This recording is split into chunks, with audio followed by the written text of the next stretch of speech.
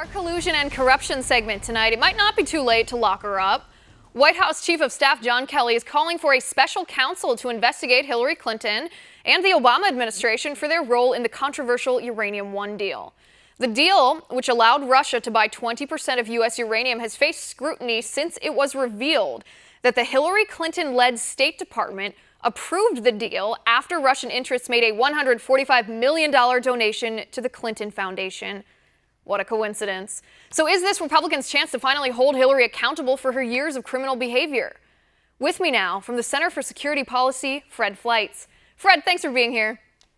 Hey, it is good to be here. All right, Fred, I want to start off this segment by showing this video. This is General John Kelly, President Trump's chief of staff, talking about this very topic. Take a listen. Do you think there should be a special counsel appointed to investigate all of these narratives coming out with the DNC and the Clinton campaign actually funding research that was in part compiled by the Kremlin? Right.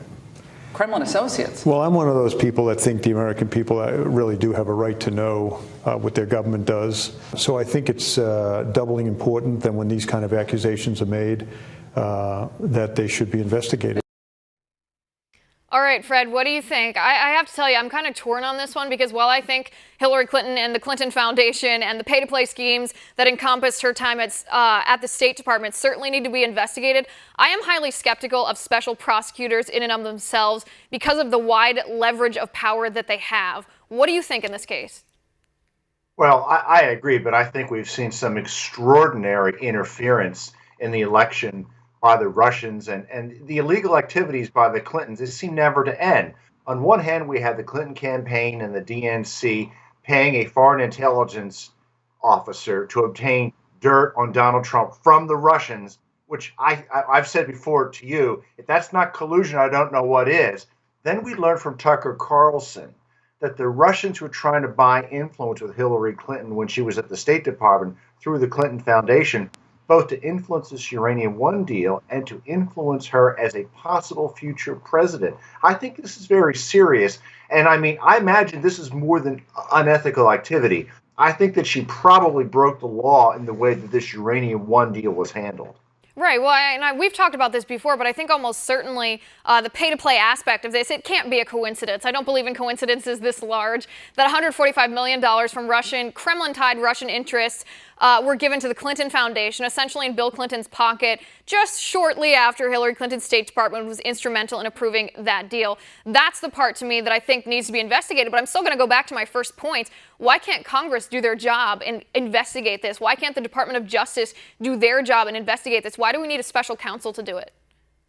You know, I think you're right. A lot of friends of mine in Washington, they say the same thing, that on principle, we shouldn't be naming these independent counsels, that the Justice Department and Congress should do it. I think that's a respectable position. I frankly don't care how this is investigated. I want it investigated. There's a lot of people in the media saying this is old news. Hillary lost, leave her alone.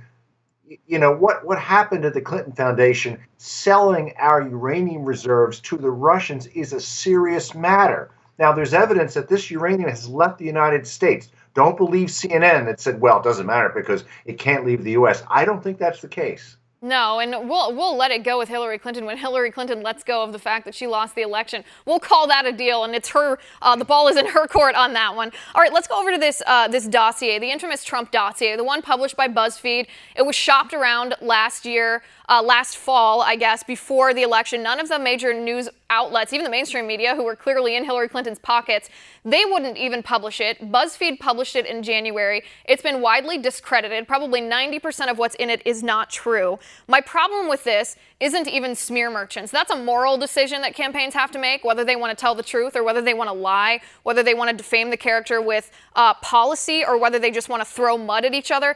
My problem with this dossier is whether or not this dossier was compiled with information given to Fusion GPS and Christopher Steele by the Russians and then used as a justification to file FISA warrants against Trump campaign officials. If that is the case, that I agree with you. That I don't know how to define that other than saying it is collusion with the Russians. It looks like it was the basis for investigations of the Trump campaign.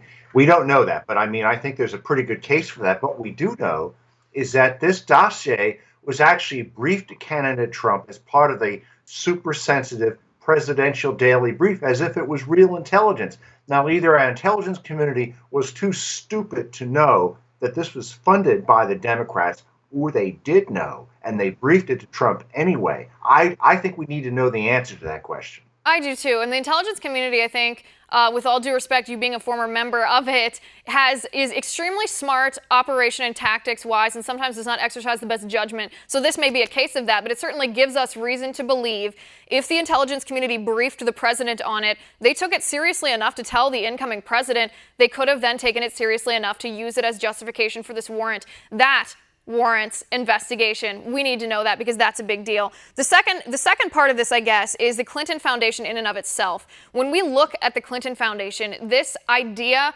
that pay to play was happening while Hillary was Secretary of State, this is not an isolated incident. You can read in Clinton Cash by Peter Schweitzer, this happened constantly. Most of their revenue was tied to something that Hillary Clinton then approved or gave attention to at the State Department if they didn't commit charity fraud on top of that. Why hasn't that been investigated? Well, I mean, what was the Clinton Foundation? It was an opportunity to enrich the Clintons, to buy influence with the Clintons, to hire Clinton hangers-on, and to prepare for the Hillary Clinton presidency. It wasn't really a humanitarian organization. It was a front.